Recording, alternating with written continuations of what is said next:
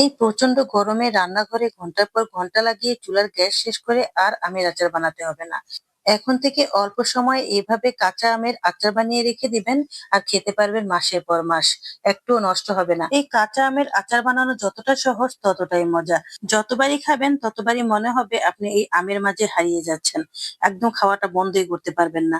আসসালামু আলাইকুম, কেমন আছেন সবাই? আশা করি ভালো আছেন। আলহামদুলিল্লাহ, আমিও ভালো আছি। প্রথমে আমগুলোকে ভালো করে একটু ধুয়ে নিয়েছি। আর এখন আমি এটা গ্রেটারের সাহায্যে গ্রেট করে নিচ্ছি। একদম বাকল সহই গ্রেট করতে হবে, বাকল একদমই ফেলা যাবে না। আর এই বাকল সহ গ্রেট করাতেই আমটা বেশি মজা হবে। তো যাই হোক, আমি এখানে অল্প আম নিয়েছি কারণ আমের অনেক দাম এখন। এখনো আম সস্তা হয়নি। যখন সস্তা হবে তখন বেশি করে বানিয়ে আমি বয়ম ভরে রেখে দেব। কারণ আমি আর আমার ছেলেমেয়েরা এই আমের আচারের প্রেমে পড়ে গেছি। এই তো গ্রেট করা হয়ে গেছে। এখানে আমি বড় গ্রেটার দিয়ে গ্রেট করছি। এতে করে লম্বা লম্বা চিকন চিকন হয়ে পড়ছে। এই আমের আচারটা বানাতে আপনার কোনো চুলার গ্যাস খরচ হবে না। আর এমনকি আপনার অত পরিশ্রমও হবে না। আর এটা বানাতেও খুব কম সময় লাগে। আর এই অল্প সময়ে বানিয়ে অনেক দিন পরে সংরক্ষণ করে খাওয়া যায়। তো যাই হোক, সবগুলো আম আমি এভাবে গ্রেট করে নিয়েছি। আর এখন এগুলোকে আমি লবণ মিশিয়ে এক সাইডে রেখে দেব। আগেকার সময়ে দেখতাম যে ঘন্টার পর ঘন্টা লাগিয়ে আমের আচার তৈরি করতেন। আর সেই আচারটা বছরের পর বছর সংরক্ষণ করে খেতেন। এতে করে আমের সব পুষ্টিগুণও চলে যেত। কিন্তু এভাবে যদি আমের আচারটা বানিয়ে রাখেন, পুষ্টিগুণ একদমই নষ্ট হবে না। আর এটা ভাত, পরোটা, রুটি সবকিছুর সাথে খাওয়া যাবে। তো যাই হোক, এই তো আমি এখানে পাঁচফোড়নটা গুঁড়ো করে নিয়েছি। আর সাথে একটু চিলি ফ্লেক্সও দিয়ে দিয়েছি। আর এদিকে আমি লবণ মিশিয়ে রেখে দিয়েছিলাম, এখন অনেকটা পানি হয়ে গেছে। আর এই পানিগুলো চিপে চিপে আমি শুধু আমটাই নিয়ে নিচ্ছি। যে পানিটা বের হবে এটা অবশ্য আমি ফেলে দেবো না, এটা আমি একটু চিনি মিক্স করে খেয়ে নেব। সত্যি বলতে কোনো কিছুই ফেলবো না। তো যাই হোক, এই তো চিপা হয়ে গেছে। আর এখন আমি দিয়ে দিলাম কিছুটা লাল মরিচের গুঁড়ো, আর দিলাম ধনিয়া গুঁড়ো আর জিরে গুঁড়ো। তারপর দিয়ে দিলাম পাঁচফোড়ন আর চিলি ফ্লেক্স। এবার দিয়ে দিচ্ছি সামান্য করে একটু সরিষার তেল। আর সাথে দিয়ে দিচ্ছি লবণ। লবণটা একটু কম করেই দিচ্ছি কারণ এর আগে আমি লবণ দিয়ে একবার ভিজিয়ে রেখেছিলাম। তারপর দিয়ে দিলাম 4 চামচের আধা চামচ পরিমাণ কালো জিরা। আর এখন হাতে ভালো করে এটা চটকিয়ে চটকিয়ে মিশিয়ে নিচ্ছি। সত্যি বলতে এটার গ্রান এত সুন্দর এসেছে, এত ভালো লাগছে যে এখান থেকে বাচ্চারা অনেকটা খেয়ে ফেলেছে। এতই ভালো লাগছে তাদের কাছে। আর আমার কাছেও ভীষণ ভালো লেগেছে।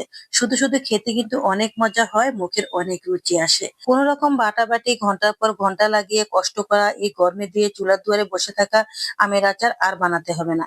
এভাবে আমের আচার বানিয়ে সংরক্ষণ করে রেখে দিন, তাহলে অনেক দিন খেতে পারবেন। তো যাই হোক, এখানে আমি একটু সরিষার তেল গরম করে নিচ্ছি। আর সাথে দিয়ে দিচ্ছি এখানে একটু রসুন কুচি। এই 2টা মিনিটে শুধু চুলার কাজ, আর কোনো চুলার কাজ নেই। তো যাই হোক, এই তো রসুনটা যখন একটু করে বাদামি কালার হয়েছে তখনই আমি এই আমের ঝুরি আচারের মধ্যে দিয়ে দিলাম। বাস, এখন স্প্যাচুলা দিয়ে ভালো করে নেড়ে চেড়ে দিচ্ছি। আর হাত লাগানো যাবে না। আর এখন স্প্যাচুলা দিয়ে সবকিছু করব। সত্যি বলতে এটা যদি আপনি সংরক্ষণ করে রেখে দিতে চান তাহলে আর হাত লাগাবেন না।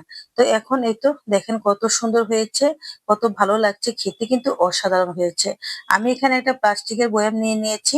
আর আপনারা কিন্তু এটা যদি সংরক্ষণ করে রাখতে চান তাহলে একটা কাঁচের বয়ামে নিয়ে নিবেন। আর আমি যেহেতু সংরক্ষণ করে এখন রাখবো না, এখন আমার এগুলো খাওয়া হয়ে যাবে, তাই আমি প্লাস্টিকের বয়ামে নিচ্ছি। কিন্তু আমি যখন বেশি করে বানাবো তখন আমি কাঁচের বয়ামে রাখবো। তো যাই হোক, এখন এই তো সবগুলো নিয়ে নিলাম। আর দেখেন কত সুন্দর হয়েছে। আর যখনই সংরক্ষণ করে রাখবেন তখন কিন্তু একদম মানে মুখামুখি করে তেল দিয়ে রাখবেন।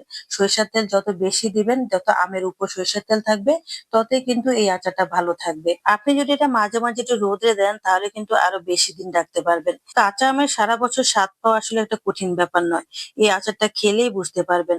কারণ সারা বছরই আপনি কাঁচা আমের স্বাদ পাবেন। তো যাই হোক, এই তো বানানো হয়ে গেছে। আর এখন আমি দেখিয়ে দিচ্ছি কেমন লোভনীয় হয়েছে দেখেন। দেখেই মনে হচ্ছে যে এখনই পুরো বয়াম শেষ করে ফেলি। সময় এখন অনেক আধুনিক হয়ে গেছে। সবসময় কাঁচা আমের আর ভর্তা বানাতে হবে না।